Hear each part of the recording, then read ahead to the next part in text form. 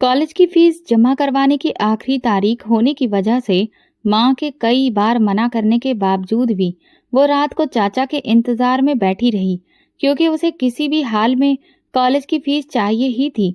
ये इतना बड़ा कारोबार उसके पापा का भी था, लेकिन यहाँ उन्हें बूंद बूंद करके जिंदगी की बुनियादी जरूरतें दी जाती थीं। नौकरों से भी ज्यादा बदतर व्यवहार उन दोनों माँ बेटी के साथ किया जाता था। रिश्तों की फितरत बदलते देर ही भला कितनी लगती है, और पापा के चले जाने के बाद उसे सारे रिश्ते बहुत अच्छी तरह से समझ में आ गए थे। उसकी माँ को तो यहाँ की नौकरानी ही बना दिया गया था, और वो सारी जिंदगी बिना किसी सुविधाओं के गुजार कर बड़ी हुई थी। शायद आखिरी बार उसने अपना मनपसंद खाना अपनी मर्जी से 20 साल पहले खाया था। बाद में सारी जिंदगी नौकरों के साथ बची हुई या झूठी सब्जी का जायका लिया है। पापा और चाचा ने मिलकर ये कारोबार शुरू किया था, बल्कि सारी जमीनों पर दोनों का बराबर अधिकार था।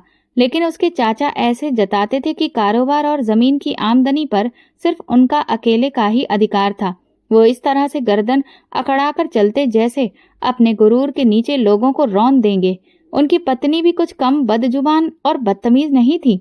नैना ने हमेशा चाचा को अपने बड़ों की तरह इज्जत दी थी, लेकिन उनका व्यवहार नैना के साथ बहुत बुरा था। ये लड़की, तुम यहाँ रात के इस समय क्यों बैठी हुई हो? चाचा की सख्त आवाज सुनकर वो बहुत ज्यादा डर गई थी। जिस मकसद की वजह से वो यहाँ बैठी थी, उसे पूरा करने के लिए उसने जैसे तैसे हिम्मत जुटाई। चाचा, मैं आपका ही इंतजार कर रही थी, इसीलिए यहाँ बैठी थी। कल फीस जमा करवाने की आखिरी तारीख है, और किसी भी हाल में अगर कॉलेज वालों को कल फीस ना मिली तो फिर मेरा एडमिशन रद्द कर दिया जाएगा। एग्जाम्स भी आने वाले हैं। चाचा ने एक नजर अपनी भतीजी को देखा, जो आंखों में बहुत उम्मीदें लेकर उनके पास आई थी। देखो लड़की, जितना पढ़ना लिखना था पढ़ लिया। अगर तुम्हारा एडमिशन रद्द हो जाता है तो हो जाने दो। वैसे भी मैं तुम्हारी शादी पक्की कर चुका हूँ। अपनी बात कहकर वो वहां से जाने लगे कि ये सुनकर नैना का मुंह हैरानी से खुला का खुला रह गया। बिना उसकी माँ से कोई राय मशवरा किए उसकी जिंदगी का इतना बड़ा फैसला चाचा कैसे कर सकते थे? चाचा, उन जमीनों में मेरे पिता का हिस्सा भी शामिल है, जिस हिसाब से मैं भी उस पर अधिकार रखती हूँ। आपने आज तक उसका 10% भी मुझ पर और मेरी माँ पर खर्च नहीं किया। कॉलेज से हटवाकर आप मेरा रिश्ता कैसे पक्का कर सकते हैं? मेरी माँ को इस बारे में कोई भी जानकारी नहीं है। उसकी जुबान दराजी पर चाचा को बहुत गुस्सा आया। उन्होंने अपने गुस्से पर काबू करने की बजाय थप्पड़ से उसके चेहरे पर अच्छे खासे निशान छोड़ दिए। बदतमीज लड़की, तेरी माँ ने तुझे यही परवरिश दी है, इसीलिए तुझे मैं इस घर से विदा कर रहा हूँ कि कल को मेरे सर पर तू कोई तांडव ना करे। उसकी चीख पुकार सुनकर नैना की माँ दौड़ती हुई अपनी बेटी को सहारा देने आई। भैया, इसकी तरफ से मैं माफी मांगती हूँ, बच्ची अभी नादान है। चाचा ने बहुत पहले ही अपनी दूर की नजर से नैना के अंदर उठ रही बगावत की महक को महसूस कर लिया था। इस वजह से ही तो उसकी जिंदगी का इतना कठिन फैसला लेने वाले थे। वो खुद भी नहीं जानते थे कि ये कुल्हाड़ी खुद उनके पांव पर जाकर गिरेगी। अपनी बेटी को अपनी ही जुबान में समझा दो कि इसकी जिंदगी का फैसला अब हो चुका है। चुपचाप दुल्हन बनने के लिए तैयार हो जाए। एग्जाम देने की कोई जरूरत नहीं है। नैना की माँ ने मुंह खोलकर अपने देवर की बात सुनी, और सब समझते ही उनका बुरा हाल हो गया। भैया, अचानक से रिश्ता कैसे हो सकता है? मैं तो उन लोगों से मिली भी नहीं हूँ। नैना पढ़ाई में बहुत अच्छी है, पढ़कर अपने परिवार का नाम रोशन करना चाहती है। उसका सपना वकील बनने का है। तभी वहाँ चाची आ गई और बोली, अरे भाभी, आप कहाँ से बेटी की पढ़ाई के बारे में फिक्र कर रही हैं? हमारे परिवार की लड़कियाँ कॉलेज तक नहीं जाती। हमने तो फिर भी इस पर इतना एहसान किया है। शादी तो एक दिन तुम्हें अपनी बेटी की करनी ही है ना। जब उसके चाचा ने ये फैसला कर दिया है तो फिर तुम लोग होते कौन हो इस पर ऐतराज करने वाले? ये मत भूलो कि तुम्हारी बेटी को और तुम्हें हमने ही सहारा दे रखा है। चाचा की जगह चाची ने अपनी आवाज तेज की, क्योंकि इस इरादे में उनका भी बराबर का हिस्सा था। बहुत लंबे समय से इस बला से जान छुड़वाने की कोशिश कर रहे थे, लेकिन देखिए भाभी, ऐसे मामले बड़े ही तय करने होते हैं। इसीलिए अपनी बेटी की शादी की तैयारी करना शुरू कर दीजिए। चाचा, मैं ये शादी किसी भी हाल में नहीं करूंगी। पढ़ लिख कर मैं अपने पैरों पर खड़ी ना हो जाऊं, इसीलिए आप डरते हैं ना। इन जमीनों पर मेरी माँ का भी अधिकार है। आप लोगों ने हम पर कोई एहसान नहीं किया है, बल्कि आप हमारा एहसान मानिए कि अब तक हमारी जमीनें आप लोगों के पास हैं। चाचा ने एक नजर आंखें घुमाकर अपनी भाभी को देखा। उनकी नजरें ही ये बात समझने के लिए काफी थी कि अपनी बेटी की जिंदगी चाहती हो तो इसका मुंह बंद कर दो, वरना अंजाम की परवाह हम नहीं करेंगे। खामोश हो जाना, तुम्हारे चाचा ठीक कह रहे हैं। उन्होंने नैना को खींचते हुए वहां से ले जाया, जबकि वो बार बार यही कह रही थी, आप हमेशा मेरा ही मुंह क्यों बंद करवा देती हैं? इन लोगों ने हमेशा हमारे साथ जुल्म किया है। भगवान के लिए अपना मुंह बंद रखो। अगर तुम्हारे चाचा ने जरा सी भी बकवास और सुन ली तो वो तुम्हें गोली मार देंगे। अपनी अकेली माँ पर कुछ तो तरस खाओ। तुम्हारे बिना मेरी जिंदगी में क्या बाकी रह जाएगा? जब वो शब्दों से जंग ना जीत सके तो लोग अपनी ताकत से उन्हें डरा धमका कर खामोश करवा देना चाहते हैं। उन्होंने नैना का रिश्ता एक ऐसे खानदान में तय किया था जहां सारी जिंदगी वो उनके गुनाहों की सजा भुगतने में लगा देगी। ऐसे गुनाह जो जबरदस्ती उसके सिर पर मढ़ दिए गए थे। इस जिंदगी से तो मौत ही बेहतर है। काश पापा आप जिंदा होते। अगर उसके पापा आज जिंदा होते तो वो इस तरह बेसहारा होकर दूसरों के सहारे जिंदगी नहीं जी रही होती। सपनों को बुनकर वो उन्हें अपनी मंजिल तक जरूर पहुंचाती। उसके पापा ने ही तो उसे सिखाया था कि अपनी किस्मत के फैसले दूसरों के हाथ में देने की बजाय हमेशा उसकी डोर खुद के हाथों में रखनी चाहिए। लेकिन अब तो सब कुछ चाचा के हाथ में था और वो एक कठपुतली बनकर रह गई थी। माँ हमेशा से किस्मत के फैसलों के आगे बेबस हो जाती है। उन्होंने और उनकी पत्नी ने नैना पर बहुत जुल्म किए थे। दिन रात बड़ी मुश्किल से कटते थे। माँ बेटी दोनों एक दूसरे से नजरें चुराकर सारा दिन गुजार देती थी। माँ भी तो यहाँ मजबूर थी। वो बेचारी उसके लिए भला क्या कर सकती थी? कोठी की दीवारें चिल्ला चिल्ला कर माँ बेटी पर हुए जुल्मों की कहानी सुनाती थी। चाची ने एहसान जताते हुए 4 नई जोड़ी कपड़े दिला दिए और कहा था, शादी के बाद कौन सा तुम्हें दोबारा हमारे घर में कदम रखना है?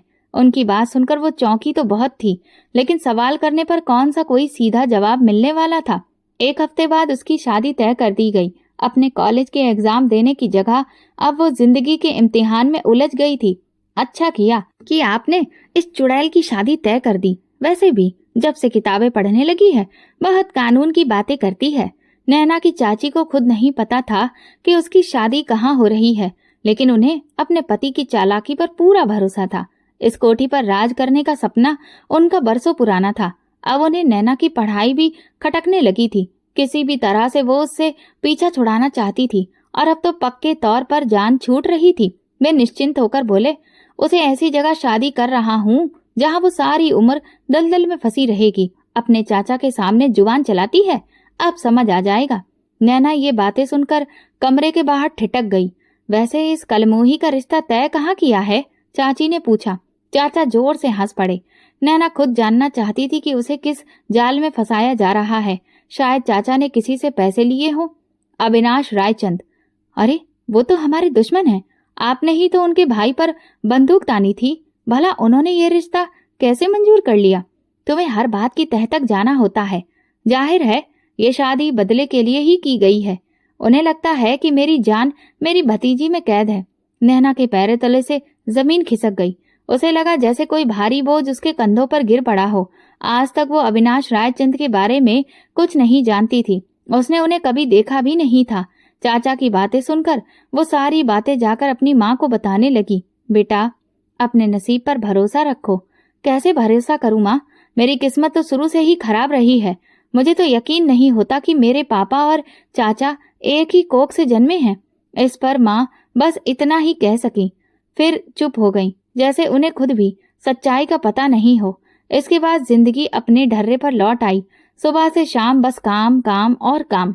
इस वक्त नैना की माँ के दिमाग में बहुत सारे ख्याल चल रहे थे। अगर वो अपनी बेटी को यहाँ से भेज दें तो शायद उन्हें खुद इस जिंदगी से आजादी मिल जाए। उनकी जिंदगी ही क्या रह गई थी? अब ये बच्ची ही तो सब कुछ थी। उन्हें नैना के लिए कोई सख्त फैसला लेना होगा, लेकिन वो इंसान भी उसके चाचा की तरह ही जालिम और क्रूर होगा। नैना ने माँ से पूछा, अविनाश रायचंद कौन है? आखिर उनके चाचा से क्या दुश्मनी है? बस यही बात उसके दिमाग में बैठ गई थी। वो उसे नहीं छोड़ेगा। कुछ साल पहले उसके पापा की मौत के वक्त उसके चाचा ने रायचंद परिवार पर इल्जाम लगाया था कि उन्होंने उनके भाई का कत्ल किया है। नैना की माँ ये बात पूरे भरोसे से कह सकती थी कि रायचंद परिवार का इस सबसे कोई लेना देना नहीं था। उन्होंने नैना को भी यही बताया। सुहाग छिन जाने के गम में वो इतनी टूट चुकी थी कि आसपास क्या चल रहा है इसका कोई होश नहीं था। चाचा अब उनके खून के प्यासे हो गए थे। हर रोज पंचायत लगाते, खून का बदला खून होगा। अपनी दुश्मनी निकालने के लिए तुम्हारे चाचा ने रायचंद परिवार के बड़े बेटे को अपने फायदे के लिए कत्ल कर दिया। तुम्हारे चाचा आज तक ये साबित नहीं कर सके कि तुम्हारे बाप के मरने में उन लोगों का हाथ है। वो जितना सोच रही थी उतना ही उलझती जा रही थी। अविनाश रायचंद अपने इस फैसले पर बहुत भड़का हुआ था। वो कैसे किसी लड़की से इस तरह बदले की आग में शादी कर सकता है? क्या उसका दिल इस बात की इजाजत देगा कि वो एक बेगुनाह को सजा दे? उसकी पुलिस की नौकरी पर सवालिया निशान उठेगा कि अगर वो कानून को जानते हुए भी किसी मजलूम इंसान पर जुल्म करे।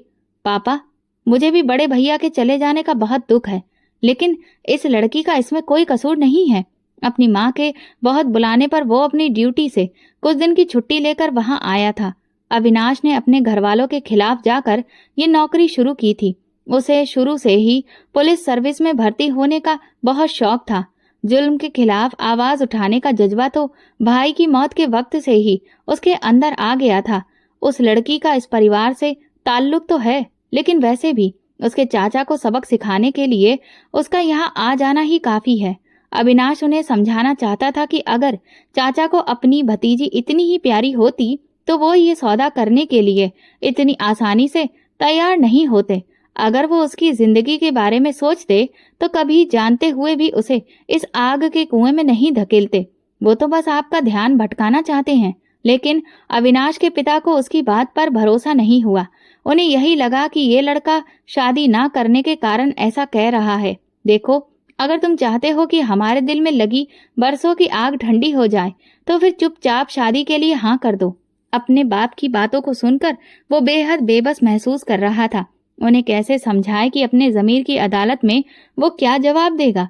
आप लोग जो कुछ भी कहें, लेकिन मैं उस लड़की से बिल्कुल भी शादी नहीं करूंगा।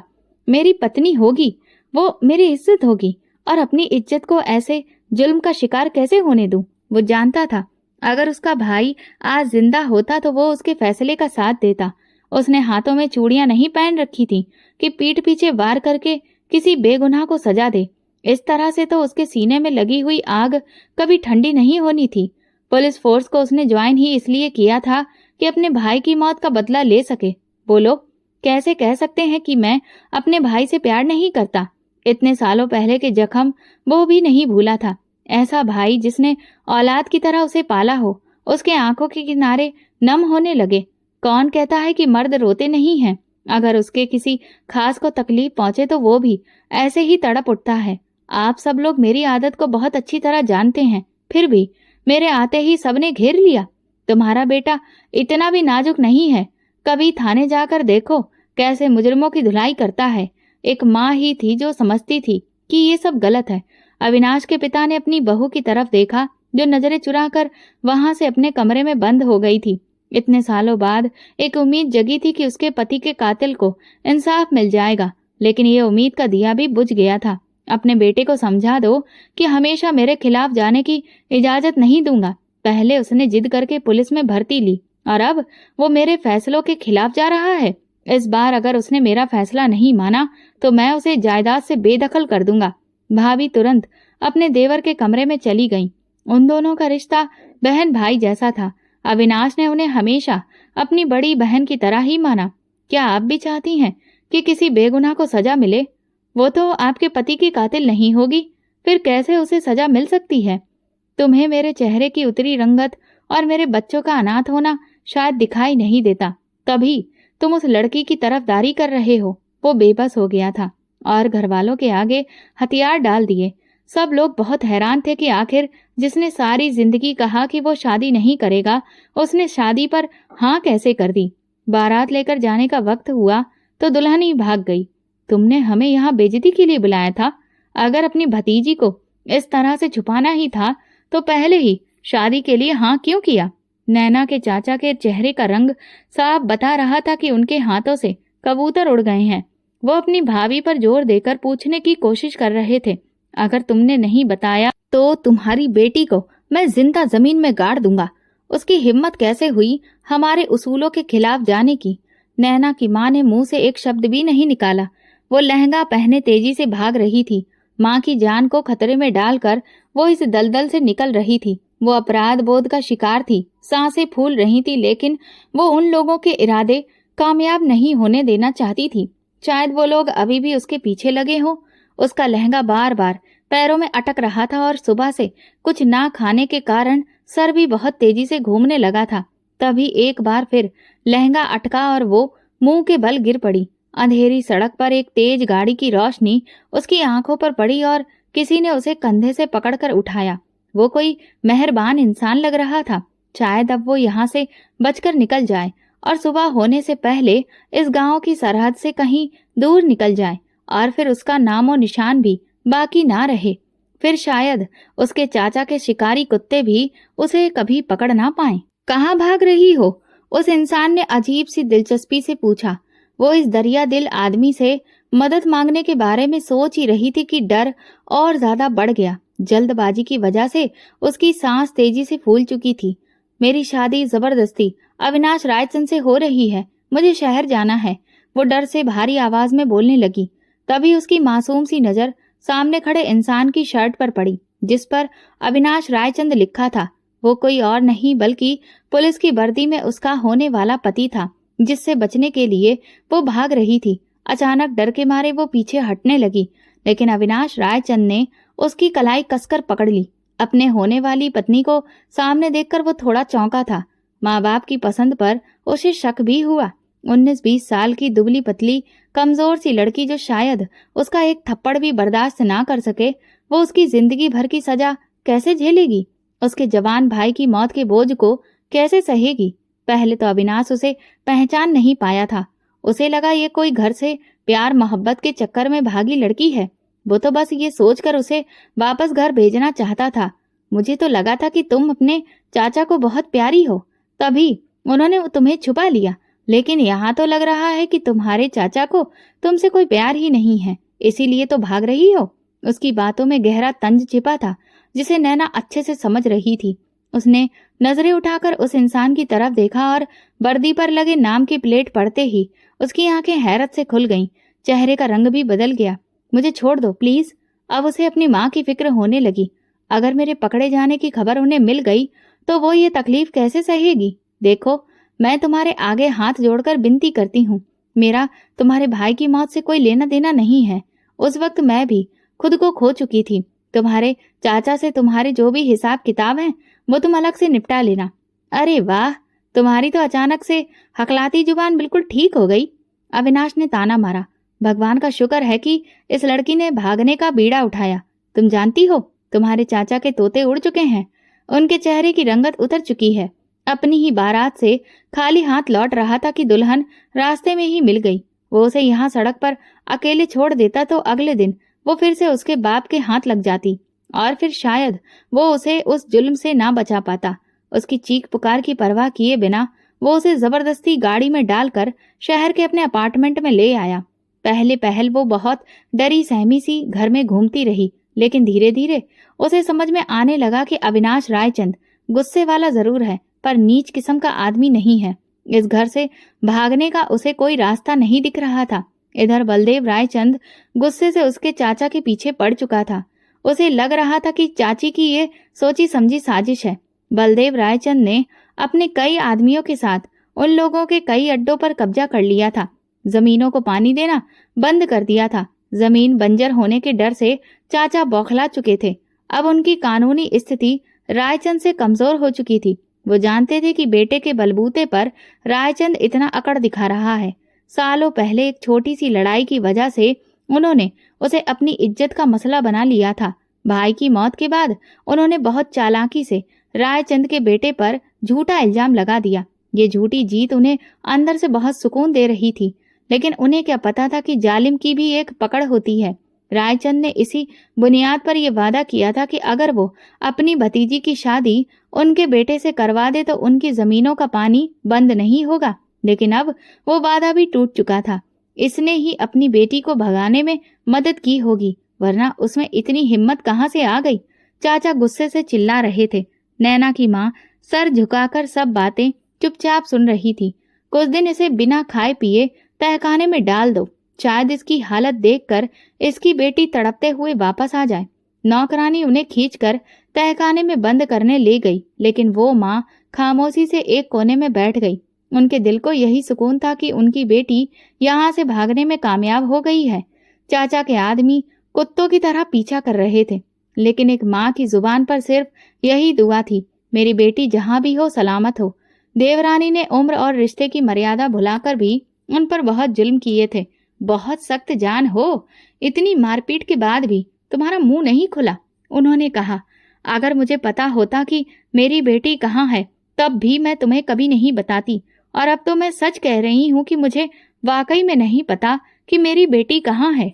नैना की माँ पर हर तरह का जुल्म किया गया था। इतने दिनों से भूखे प्यासे रहने की वजह से वो बहुत ज्यादा कमजोर हो चुकी थी। लेकिन तभी रात के सन्नाटे में एक नकाबपोश आदमी उनके पास आया। कौन? वो डरकर पीछे हटने लगी। उस औरत का चेहरा बिल्कुल नैना जैसा लगा। ये देखते ही उस आदमी ने अपना नकाब हटा दिया और उन्हें भरोसा दिलाया, मैं यहाँ कोई नुकसान पहुंचाने नहीं आया हूँ। देखिए, ये पानी की बोतल और खाना आपके लिए लाया हूँ। बेटा, तुम कौन हो? अगर यहाँ किसी ने तुम्हें देख लिया तो वे तुम्हारे पीछे पड़ जाएंगे। आंटी, मैं नैना का पति हूँ और आज ही हमारी शादी हुई है। मैं सिर्फ आपको ये बताने आया हूँ कि बहुत जल्द आपको यहाँ से आजाद करवा दूंगा, लेकिन तब तक आपको हिम्मत रखनी है।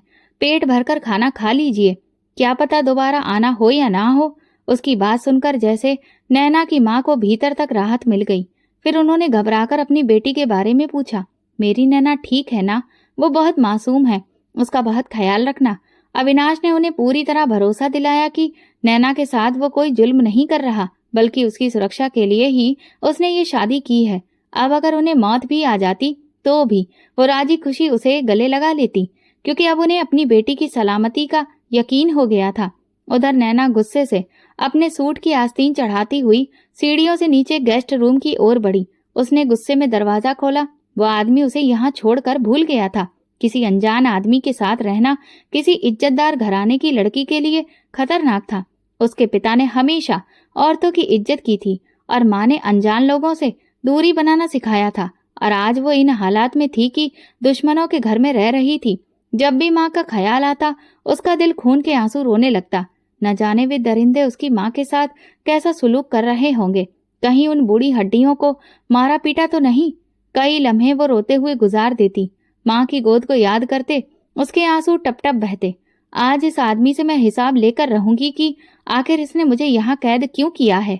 ये हिम्मत भी उसे अविनाश रायचंद की छूट की वजह से ही आई थी। घर में लड़की की मौजूदगी देखकर मोहल्ले वाले भी सवाल उठाने लगे थे कि जनाब ने छुपकर शादी कर ली है, और वो खुद यानी अविनाश आज नैना से मिलकर हिसाब बराबर करना चाहता था कि ये लड़की उसके फैसलों को चुपचाप मानती क्यों नहीं।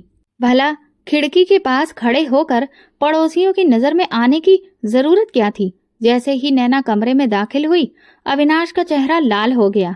नैना वापस भागना चाहती थी, लेकिन उसका पांव कारपेट में अटक गया और वो मुंह के बल जमीन पर गिर गई। अविनाश उस वक्त कमरे में था, बिना शर्ट के आईने के सामने खड़ा अपने गीले बाल सुखा रहा था। सामने नैना को यूं गिरी देख वो अपनी हंसी रोक न सका। इससे तुम्हें ये सबक मिला होगा कि किसी के कमरे में बिना दस्तक दिए नहीं आना चाहिए। अच्छा, फिर आपको भी सबक लेना चाहिए कि बिना शर्ट के इस तरह खड़े होकर बड़ी बड़ी बातें नहीं करनी चाहिए। नैना की जलती जुबान सुनकर वो हैरान रह गया। काश ये जुबान तुमने अपने चाचा के सामने चलाई होती तो आज तुम इस तरह सड़कों पर भागती न फिरती। उसकी इज्जत पर गहरी चोट पहुंची थी और यही वजह थी कि वो वहां से भागना चाहती थी। लेकिन इससे पहले कि वो दरवाजा खोलकर बाहर निकलती, अविनाश उसका रास्ता रोक चुका था। अब वो शर्ट भी पहन चुका था, लेकिन नैना ने उसके इतना पास आ जाने पर अपनी आंखें बंद कर ली। आप मुझे यहाँ से छोड़ क्यों नहीं देते? जब तक तुम्हारे चाचा का हिसाब पूरा नहीं होता तुम यहाँ से बाहर एक कदम भी नहीं निकाल सकती। जानती हो ना, मेरे भाई के कातिल हैं तुम्हारे चाचा। अब नजारा ऐसा था कि अगर वो वहां से भागती तो सीधे उसके सीने से टकरा जाती। इसलिए वो दूरी बनाए रखने के लिए दीवार से चिपक कर खड़ी हो गई। आपकी दिक्कत क्या है? जब मैं कई बार बता चुकी हूँ कि मेरे चाचा ने मुझे कैसी जिंदगी दी है। अगर आपको भरोसा नहीं होता तो जाकर मेरी माँ को देख आइए, उस हवेली में जहाँ आपने उन्हें पुलिस की वर्दी में पहरे में रखा है। एक लड़की को आपने उसकी इजाजत के बिना कैद करके रखा है। उसकी हरकतों से तंग आकर नैना चिढ़कर उसे घूरने लगी। अगर मैं यहाँ से निकलूं और पकड़ी गई तो मुझे बचाना आपके लिए नामुमकिन हो जाएगा। मेरी दिक्कत तुम हो, वरना मुझे अपने घर वालों से दूर रहने का कोई शौक नहीं है। घर की सारी लैंडलाइन काट दी गई थी। अपनी माँ से वो बात भी नहीं कर सकती थी। वह आदमी घर से निकलते वक्त बाहर ताला लगा देता था। ऐसा है कि आप मेरा ख्याल रखना छोड़ दीजिए। अपने रिश्तों से ऐसी चोट खाई थी कि अब वो किसी पर भी भरोसा करने का ख्याल भी नहीं उसे आता था। दुश्मन के बेटे पर फिर कैसे भरोसा कर सकती थी? शायद वह आदमी उसकी कोई कमजोरी तलाश करने की फिराक में हो, या फिर उसके घर वालों को टॉर्चर कर रहा हो। सुबह सवेरे तैयार होकर पुलिस की वर्दी में वो घर से निकल जाता और रात को अंधेरे के वक्त दाखिल होता। अगर तुमने मेरा दिमाग चाट लिया हो तो खाना लाकर दे दो। नैना ने दिल में सोचा, हुक्म तो ऐसे चलाता है कि जैसे कि मेरा पति हो। उस आदमी की नजरों में कोई खोट नहीं था और ना ही अभी तक उसने कोई ऐसी छिचोरी हरकत की थी। अगर वो इस घर से रात के समय निकलती भी तो कहाँ जाती? दिमाग तेजी से चलाते हुए वो खाना गर्म करने लगी। सुबह होते ही वो यहाँ से निकलने की कोशिश को कामयाब बना लेगी।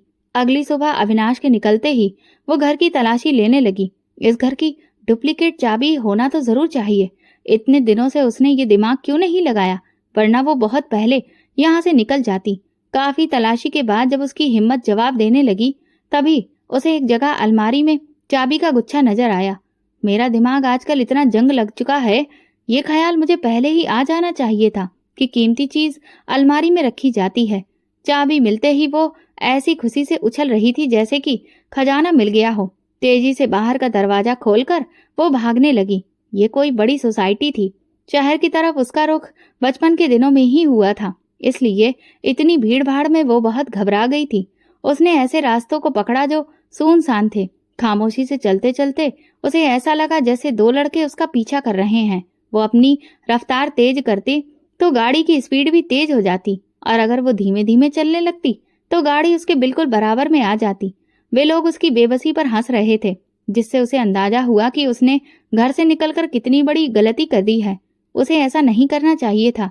इस दुनिया में भेड़िए छुपे हुए थे और अविनाश की हिफाजत में उसे ये ख्याल ही नहीं आया कि दुनिया में निकलने के लिए उसे हिम्मत पैदा करनी होगी। अब उसके पैरों की हिम्मत जवाब दे गई। वो जमीन पर गिरने लगी तो वो लड़के गाड़ी से निकलकर उसके करीब आ रहे थे। सुबह से शाम हो चुकी थी। ये आंख मिचोली खेलते हुए, तुम लोगों की हिम्मत कैसे हुई इस लड़की को तंग करने की? वो गुस्से में नैना की तरफ देख रहा था। अविनाश को वहां मौजूद पाकर वो बहुत खुश हो गई थी, लेकिन जानती थी शायद वो उसे कड़ी से कड़ी सजा देगा। लेकिन उसे वो सजा भी मंजूर थी। इन लोगों को हवलदारों के हवाले करने के बाद वो नैना का हाथ खींचकर गाड़ी में बिठा चुका था। वो बता नहीं सकता था कि ऑफिस से आने के बाद वो उसे ढूंढने के लिए किस तरह मारा मारा फिर रहा था। अगर वो उसे नजर ना आती तो शायद वो सारी रात सड़कों पर उसे तलाश करता रहता। सारे दिन के तूफान के बाद अब इस लड़की ने उसे बहुत ज्यादा थका दिया था। Shut up! उसकी दहाड़ के बाद वो खामोशी से सहमते हुए बाहर की तरफ देखने लगी थी। घर लाकर उसे सोफे पर बिठाया।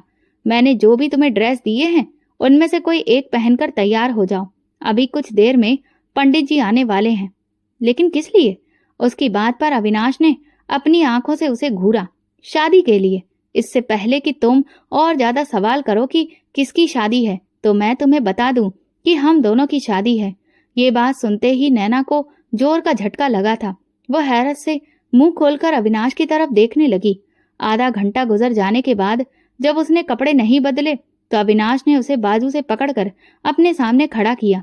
तुम लड़कियों को एक बार की कही हुई बात समझ में क्यों नहीं आती है? पहले ही कहा था ना कि कपड़े बदल लो। लेकिन शायद तुम्हें शादी की कोई खुशी नहीं है और मेरी खुशी भी खराब करने पर तुली हुई हो। पता नहीं किस लड़की से मोहब्बत हो गई है। वो गुस्से में उसे ऐसे ही डांट रहा था। वो पहले ही पूरे दिन में डरी हुई थी। अभी तक उन लड़कों का डर उसके दिल से गया नहीं था और अब एक नए मोड़ पर वो अपनी किस्मत पर हैरान थी कि आगे उसके नसीब में क्या लिखा जाना था। अविनाश की डांट सुनकर वो और ज्यादा रोने लगी। ए लड़की, अभी देखो, मेरे पास चुप करवाने का वक्त नहीं है। पंडित जी बाहर आकर बैठे हुए हैं, इसलिए खामोशी से ये लहंगा पहन लो। उसने लहंगे का दुपट्टा उसके सर पर उड़ा दिया। शादी हो जाने के बाद वो पंडित जी को बाहर छोड़कर आया, फिर बोला, देखो, एक लड़की होने की हैसियत से मैं तुम्हारी इज्जत और सुरक्षा को बहुत अच्छे से समझता हूँ। एक गैर इंसान के साथ रहना किसी भी तरह से सुकून भरा नहीं होता, फिर वो चाहे कितना भी आपको भरोसा क्यों ही ना दिलाए। लेकिन मैंने ये शादी की है, और दूसरी बात, अब तो तुम मुझे अच्छी लगने लगी हो, तो किसी और के लिए तुम्हें मैं छोड़ तो नहीं सकता ना। उसका हाथ पकड़कर अलमारी के पास लेकर आया और अपनी मर्जी का ड्रेस उसके हाथ में पकड़ाया।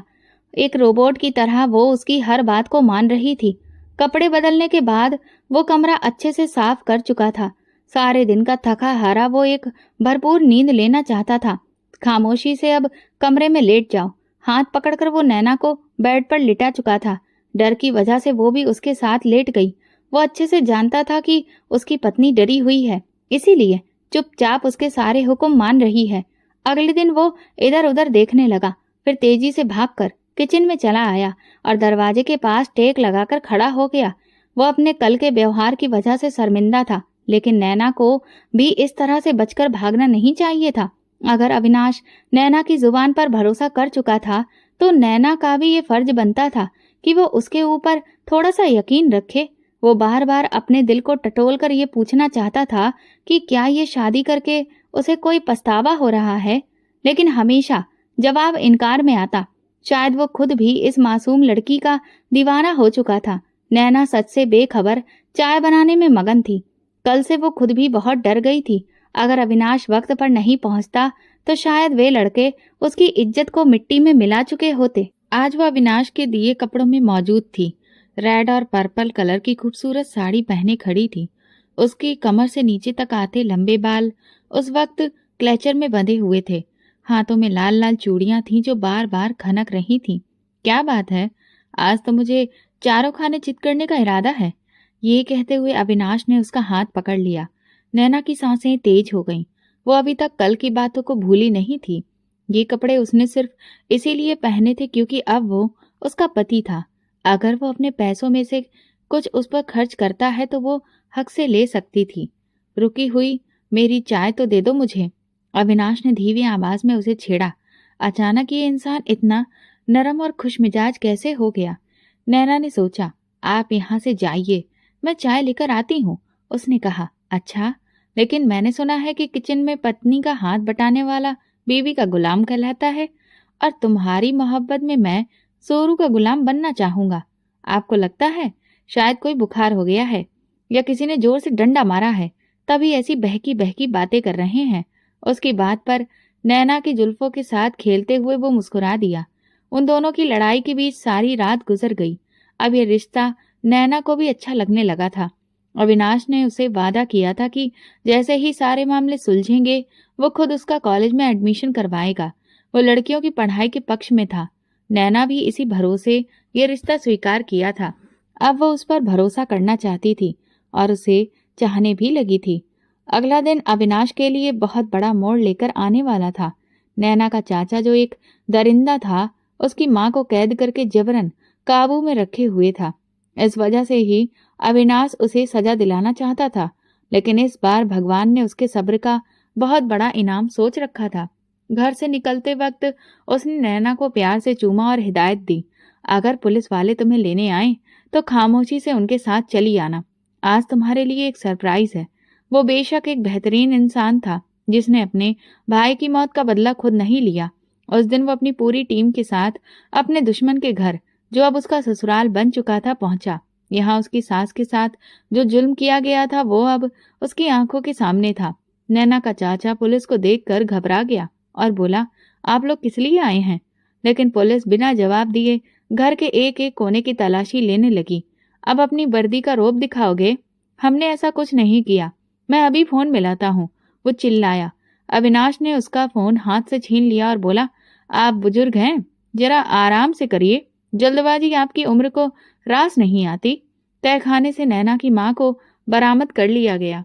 पुलिस ने कहा, आपकी बेटी ने आरोप लगाया है कि आपने उनकी माँ को कैद कर रखा था और उन पर अत्याचार किए हैं। घर से ऐसे कई कागजात भी मिले जिन पर जबरन नैना की माँ से साइन करवाए गए थे। अब पुलिस उन्हें हथकड़ियां लगाने लगी, जिस पर चाचा आग बबूला हो गए। भाई के साथ तुम लोगों को भी मार देना चाहिए था। गुस्से में इंसान की अकल काम करना बंद कर देती है। उनका भी यही हाल हुआ। उन्होंने अपना राज खुद ही उगल दिया और ये सारी बात रिकॉर्ड हो चुकी थी। अविनाश ने सबके सामने वो रिकॉर्डिंग चला दी। उन्हें हथकड़ी पहनाकर ले जाया गया। नैना की मां की हालत इतनी खराब थी कि उन्हें तुरंत अस्पताल में भर्ती करवाना पड़ा। बलदेव रायचंद को जब इस पूरे मामले की खबर मिली तो उन्हें बहुत पछतावा हुआ कि असली मुजरिम अब पकड़ा गया है और अपने अंजाम तक पहुंच चुका है। उन्होंने खास तौर पर अपने बेटे को फोन करके जानकारी दी। इस आदमी को उम्र कैद होनी चाहिए। अपनी मां की हालत देखकर नैना अविनाश के गले लगकर फूट फूट कर रोने लगी। उन्होंने आज तक कभी उसे दुख नहीं पहुंचाया था। जितना ध्यान वो रख सकती थी उतना उन्होंने रखा। मां को अपने साय में छुपाकर रखा और उसी की वजह से वो आज इस हालत में पहुंची थी। मां, उठिए ना। तुम्हारी मां अभी दवाओं के असर में है। जब इन्हें होश आएगा तो ये ठीक हो जाएंगी। तुम इनके पास बैठकर रोगी तो इन्हें और तकलीफ होगी। फिर नैना की रजामंदी के बिना ही अविनाश उसे वापस कोठी लेकर गया। बलदेव रायचंद उसे देखकर आग बबूला हो गए। उन्हें लगा अब इस लड़की की कोई जरूरत नहीं रही। वे अपने दिल को इतना बड़ा नहीं कर पाए कि नैना की मौजूदगी बर्दाश्त कर सकें। और जिस तरह उनका बेटा हाथ पर हाथ धरे उसे वापस ला रहा था, उससे ये साफ हो गया कि उन दोनों के बीच जो भी रिश्ता था अब वो खुलकर सामने आ चुका था।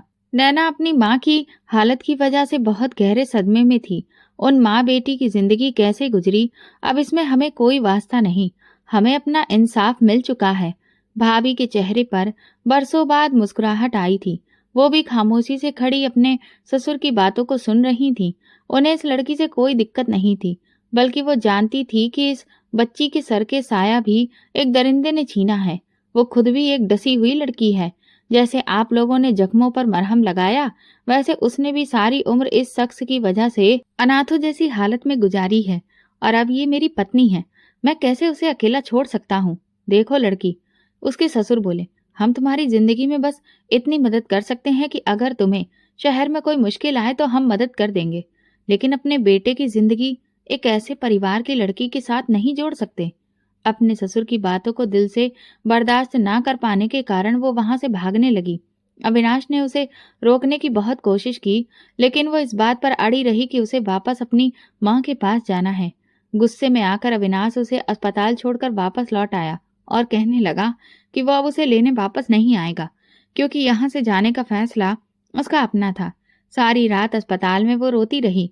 अगली सुबह जब उसकी माँ को होश आया तो उन्होंने उसे बहुत डांटा और कहा, अपने पति को इस तरह छोड़कर नहीं आना चाहिए था। तेरे चाचा के खास लोग अभी भी तुझ पर नजर रखे हो सकते हैं। अगर तू मेरी नाराजगी दूर करना चाहती है तो वापस अपने पति के पास चली जा। जब नैना घर लौटी तो अविनाश बाहर आंगन में ही उसका इंतजार कर रहा था। वो जानता था कि सुबह माँ के होश में आने के बाद वो वापस इसी घर का रास्ता पकड़ेगी। वो उसे ये एहसास दिलाना चाहता था कि इस तरह घर छोड़कर चले जाने से रिश्ते कमजोर हो जाते हैं। किस लिए आई हो? अपने पति की नाराजगी दूर करने आई हूँ, हिम्मत जुटाकर उसने कहा, क्योंकि वो जानती थी कि पिछली बार जब वो नाराज हुआ था तो उनकी शादी तय कर दी गई थी। करो नाराजगी खत्म। सॉरी। मासूमियत से आंसू टपकाते हुए वो उसके पास आने लगी, जिस पर अविनाश ने गुस्से से उसे दूर रहने का इशारा किया। तुम्हारे इस तरह मुझे छोड़कर चले जाने से साफ पता चलता है कि हमारे रिश्ते की तुम्हारे लिए क्या अहमियत है। अगर तुम इस रिश्ते को कुछ नहीं समझती तो जबरदस्ती घसीटने का कोई फायदा नहीं। इस रिश्ते को यही खत्म कर देना चाहिए। उसकी बातों को सुनकर नैना का चेहरा फीका पड़ने लगा। वो इस रिश्ते को खत्म करने की बात कैसे कर सकता है? बाकी घर के लोग भी वहां आ गए। तुम भी अपने बाप की तरह पागल हो चुके हो क्या? शादी कोई गुड्डी गुड़िया का खेल नहीं होता। अगर इस बच्ची से शादी की है तो उसे निभाओ भी। उसकी माँ की बात को सुनकर वो हैरानी से देखने लगा। भाभी भी अपनी सास की हाँ में हाँ मिलाने लगी थी। उसे जरा भी उम्मीद नहीं थी कि वो आदमी ऐसी बात कर देगा। मैं आपसे मोहब्बत करने लगी हूँ। आपको इजाज़त नहीं दूँगी कि 4 दिन के रिश्ते को आप अपनी मर्ज़ी से ख़त्म कर दें। आप अपनी मर्ज़ी से मेरे करीब आए थे। आपने ये फ़ैसला खुद किया था, लेकिन हर बार फ़ैसला लेने का हक़ सिर्फ़ आपके पास नहीं हो सकता। आप नाराज़ हो सकते हैं, लेकिन रिश्ता ख़त्म करने का फ़ैसला हम दोनों मिलकर करेंगे। उसके मुँह से ये इकरार सुनकर दोनों पति-पत्नी को अकेला वक़्त देने के लिए वो दोनों औरतें अंदर चली गईं। ससुर भी खड़े होकर ये सारा नज़ारा देख रहे थे। उनका दिल भी पिघलने लगा, क्योंकि अगर उनकी पोती आज जिंदा होती तो इसी उम्र की होती।